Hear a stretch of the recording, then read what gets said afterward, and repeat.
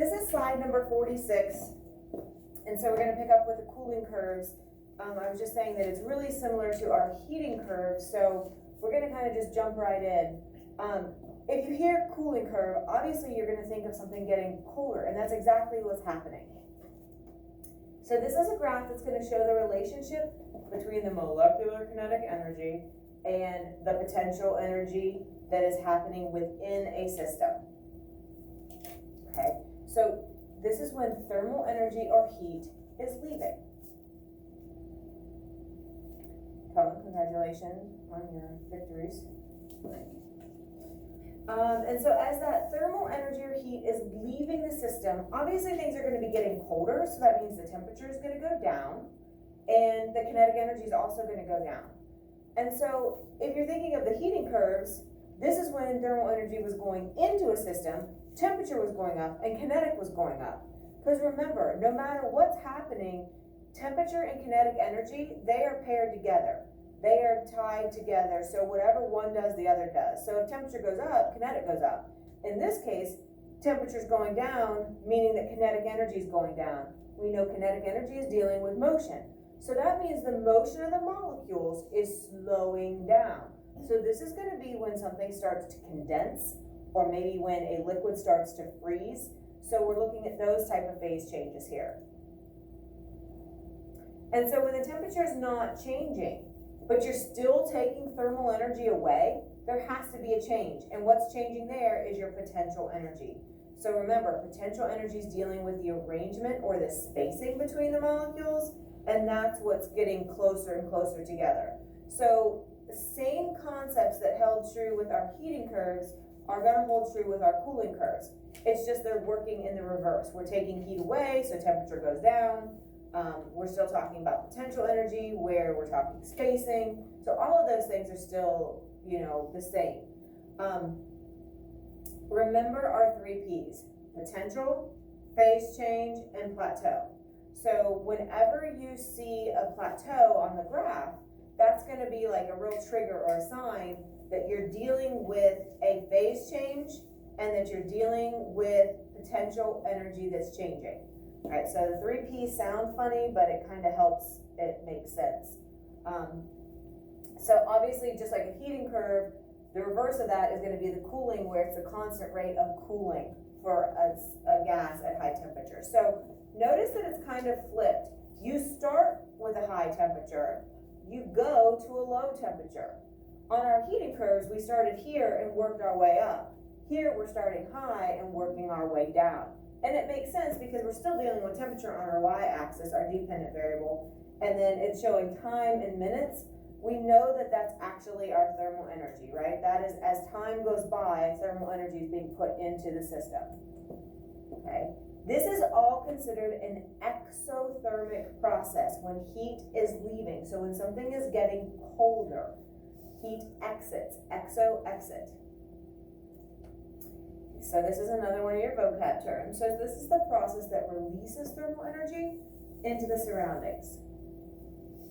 So heat is leaving this combustion reaction. It's exiting the flames and going into the environment. Talking about vocab words, I think we're probably going to have, as long as, and I think that the temperatures don't show as cold as they were showing, so I think we should be here this week. If we stay on track, I'm thinking we'll probably have our vocab quiz probably on Thursday.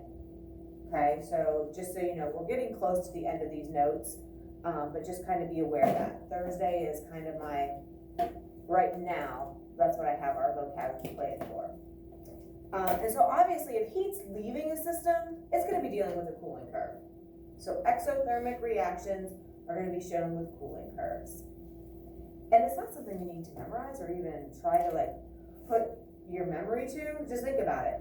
Cooling is getting cold. Heat exiting, the thing would be getting cold. So they just go together.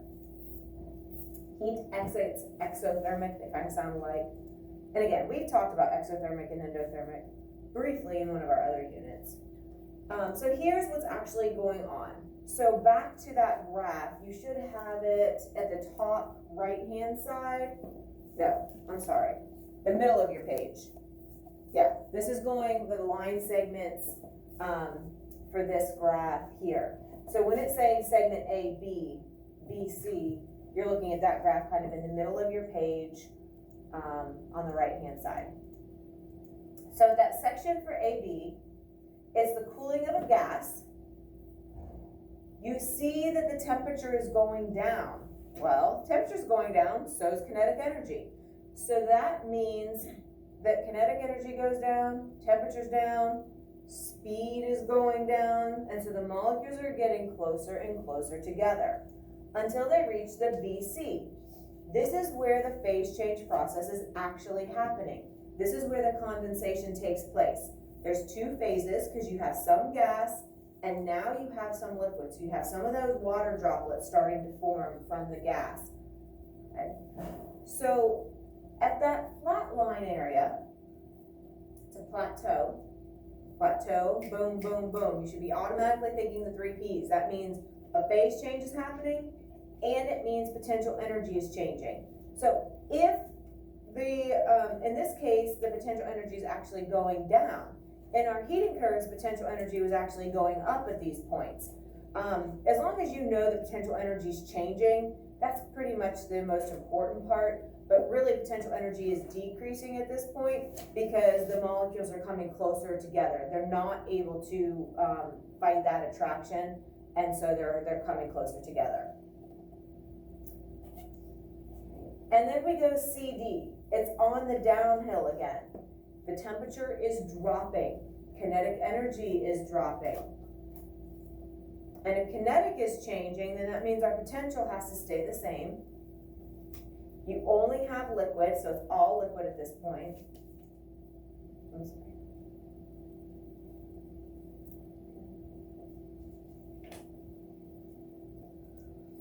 And then we go D to E.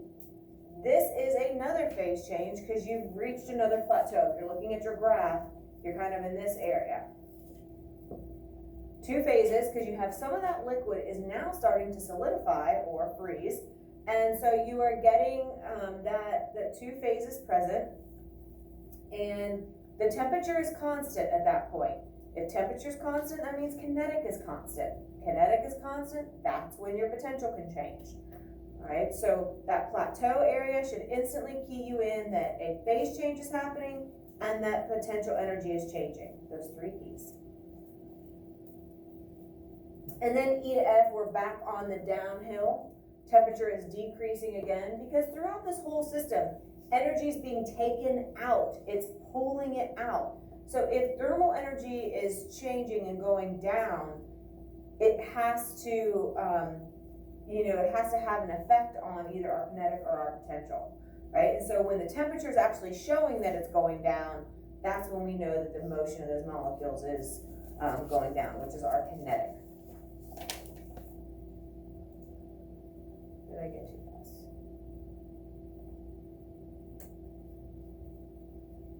Okay. All right, and so just to hit these again, the two phases that actually don't follow our heating and cooling curve perfectly are the sublimation and deposition. Because remember, the sublimation is where you go straight from the solid to the gas, like the carbon dioxide solid that turns into the white smoky gas, right there. And then our deposition, like frost, where you have the water vapor in the air as a gas that kind of coats a cold solid and instantly freezes to frost. And again, that Thursday, we had really, really strong deposition on all the trees and everything when we looked at this before. All right, so let's take a look at this. This is showing a heating curve, and I know that because it's going up, right? The temperature is increasing as I go from left to right. So what would I have? Show me where I would have an all liquid. Where would it be all liquid? What letter?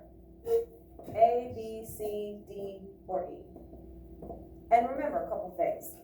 Where it's easy to see where temperature is going up because the line is, not horizontal. So we see temperature increasing at 3 places.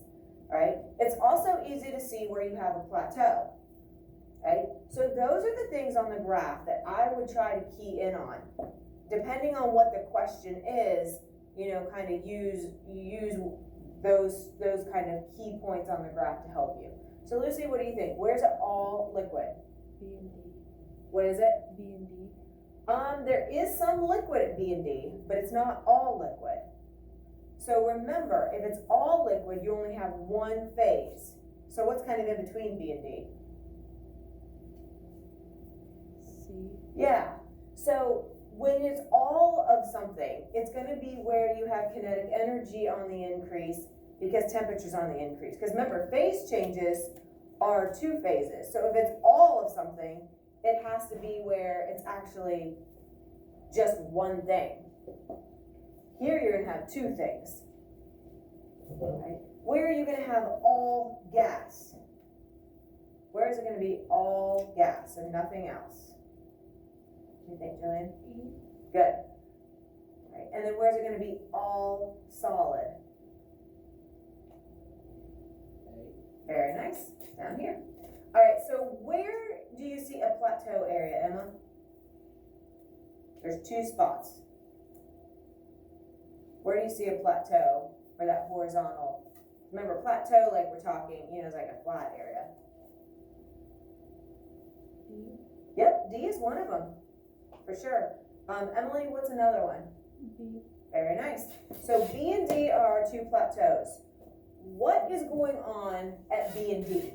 Somebody give me something. What's one of our three P's that goes with plateau? What could be happening? Potential. Yep, the potential energy is changing. And for a heating curve, it's actually increasing, but that's where potential is changing. What else is happening at a plateau area? Phase change. Good, a phase change. So that means there's two phases here. Well, just look at the two phases that are surrounding it. Here's a solid, here's a liquid. So at B, we have a liquid and a solid. And then over here at D, it's surrounded by a liquid and a gas. So what two phases are present at D then? What do you think is going to be present there?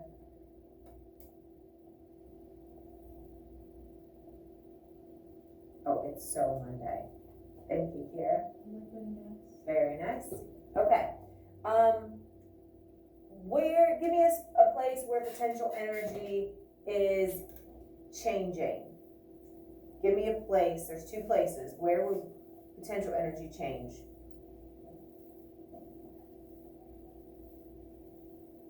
Pick another three P's. Sean, what do you think? Where would potential energy be changing?